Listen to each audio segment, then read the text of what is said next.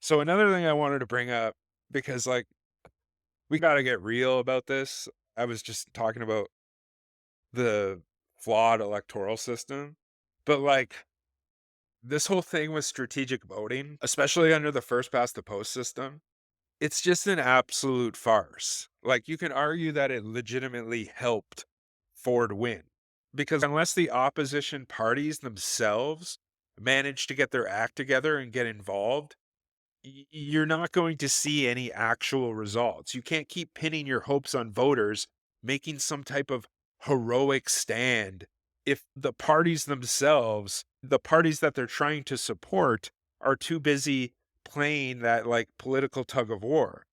Because in our current system, strategic voting is really nothing more than a desperate wish, unless the opposition parties take it upon themselves to coordinate their efforts by pulling candidates from the unwinnable ridings and uniting behind whoever actually has the fighting chance to win against Ford and the PCs.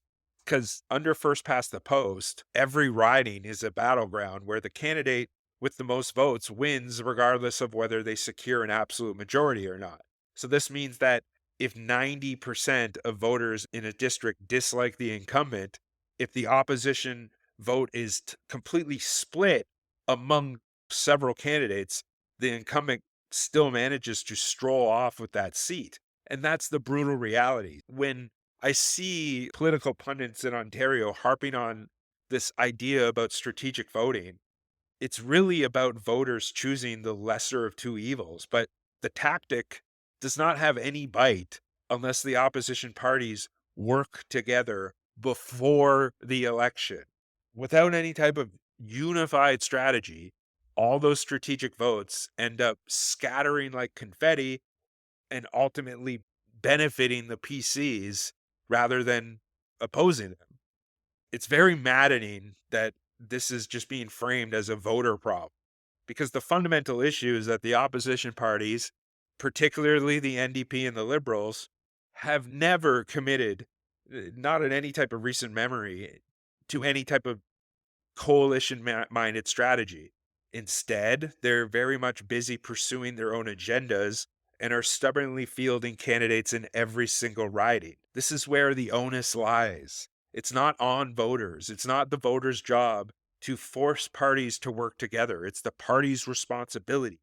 If they want to challenge the entrenched power of Doug Ford and the PCs, they need to actively withdraw candidates in where they simply are diluting the anti incumbent vote.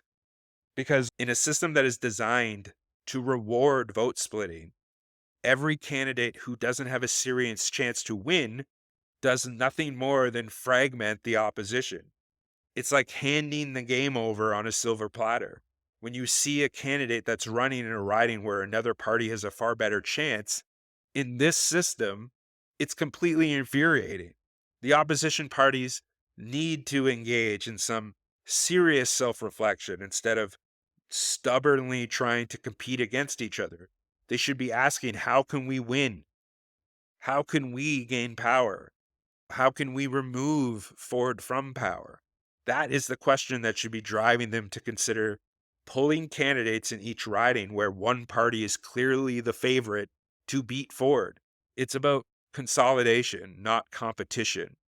And this is not at all a new problem. I'm painfully reminded of the disastrous outcomes from the past elections. 2022 is a glaring example of this, where the opposition failed to unite and it led to a series of gift wrapped wins for Ford. It's almost as if history is very much doomed to repeat itself over and over again because no one is willing to learn, no one has any memory. And voters who are encouraged to vote strategically are essentially just being asked to perform magic and to cast aside their personal party loyalty for what is being said to be a greater good. But again, let's be completely real here. If the opposition parties aren't on board with the united front, then all of this strategic voting, it's meaningless. It's completely meaningless.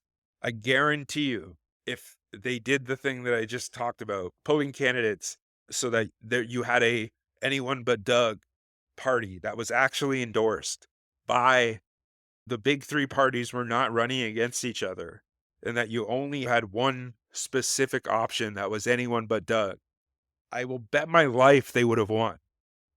And it's that simple. If you have properly coordinated strategy, the NDP, the Liberals, the Greens, they would have a clear understanding of which are winnable and which are unwinnable for each party.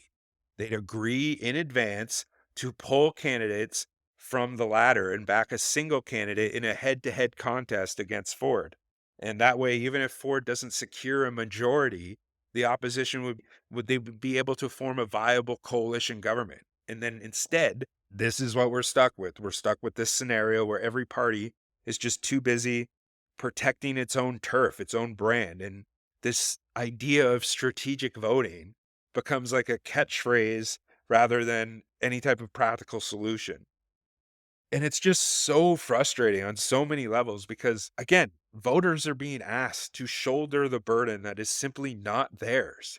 The idea that strategic voting can save the day only holds water if there is a plan behind it, a plan that starts with the opposition parties themselves taking responsibility and taking action. That, the narrative that strategic voting is the answer, again, conveniently shifts the blame onto voters for not doing enough, not voting strategically enough, when in reality, it's the parties that are dropping the ball. They have the power to orchestrate a united front, but instead, they choose to fumble it by running candidates in every possible riding. And again, this isn't a failure of the voters, it isn't a failure of the electorate. It's a failure of the leadership and the coordination of those parties within the opposition. The other thing is like this whole notion of strategic voting as a corrective measure for what is a deeply flawed electoral system. And I feel like it's deeply ironic because the first past the post system is a system it inherently punishes vote splitting. And yet many of its critics are forced to rely on this strategic voting, and they rely on it basically just to have any chance of contesting power. But it's not, it's theoretical. It never actually works unless it's being coordinated by the parties themselves. It's, again, it's like applying a band-aid to a bullet wound. The real issue is not that voters are voting strategically. It's that the system is set up in such a way that no amount of tactical maneuvering is going to be able to overcome its fundamental flaws without thinking outside of the box to be able to game the system. Like, the PCs are willing to game the system. Every other party on the center left is willing to just do enough to run and lose, and that's it. In the short term, the opposition parties, if they wanted to take a stand, if they wanted to have any chance, they could simply stop playing political chess with every riding and just focus on when they actually win. And like, it's exasperating to see how many people in Ontario seem to have learned absolutely nothing from the debacles of these past elections. And instead of demanding that their political representatives take bold cooperative action, many of them are just completely content with organizing what amounts to symbolic strategic voting blocks. And it's these meaningless strategic voting blocks that sound impressive in theory, but without, again, the backing of the parties on the actual ground, they're nothing more than simply empty slogans. And it's a classic case of this misplaced hope where the voters are shouting about strategic voting and as like it's a reflection of their identity. But if the opposition parties don't follow through with concrete action behind it, like again, withdrawing candidates in the critical ridings, then all those efforts are just completely doomed to fail. And what's truly upsetting about this is that it isn't an academic debate. It's something that has deeply real consequences. And the stakes are so high because if Ford's party is allowed to consolidate all of this power simply because the opposition is not able to figure out how to unite, then the electorate loses out on any type of genuine representation and accountability. It's not just a political inconvenience, it's a democratic deficit. And it's high time that the opposition parties recognize that they're not doing their jobs if they continue to operate in isolation of each other, despite the clear evidence that unity is really the only way to challenge the status quo.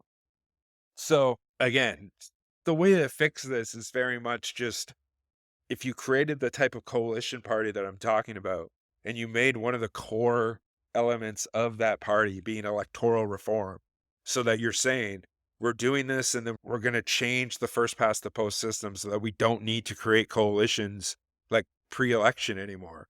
You win, you get the legislation that you want, you change the system, and then you split. That becomes the ultimate purpose of the coalition. And then the coalition splits. It's that easy. Strategic voting in this system is a no-win proposition if the opposition parties are not committing to real, meaningful cooperation. And it's absolutely infuriating to continue to see voters being asked to pick up the slack for these parties that are perfectly capable of organizing themselves. And so until the NDP, the Liberals, and the Greens, and any other potential opposition forces decide to stop playing their partisan games and start acting like partners in a serious political endeavor, strategic voting will remain nothing more than a well intentioned but ultimately futile exercise. And again, let's face it, this isn't just a matter of political theory, it's a pressing issue that affects the very fabric of our democracy. The onus is on the opposition parties to step up, or else they're simply handing over another victory to the PCs. And it's all wrapped up in this guise of democracy through this patina of, oh, you just need to do strategic voting. And if it didn't work, then, oh, we tried. When it's no, it's not on the voters, it's on the party. The party could easily have won this election. They just chose to run on their terms and lose rather than win on the terms of the people. And that's what we're living. Because at the end of the day, the bottom line is the idea that strategic voting serves as some type of silver bullet for the shortcomings of first past the post is very much a naive fantasy. Again, I know I sound like a complete broken record, and I'm going to continue saying this, but unless the opposition parties are actively endorsing strategic voting and like organizing accordingly, the voters are being set up to be betrayed because ultimately the voters are ready to play ball, but if the opposition isn't willing to do their part by pooling their resources and supporting a coalition strategy, then all this talk of strategic voting is nothing more than fucking hot air. And a sentiment that, again, should absolutely infuriate anyone who cares about the future of like standard living conditions in the province of Ontario. It's absolutely absurd. And yeah, the system needs to be changed. And it's been far too long sitting in this system that's far outdated.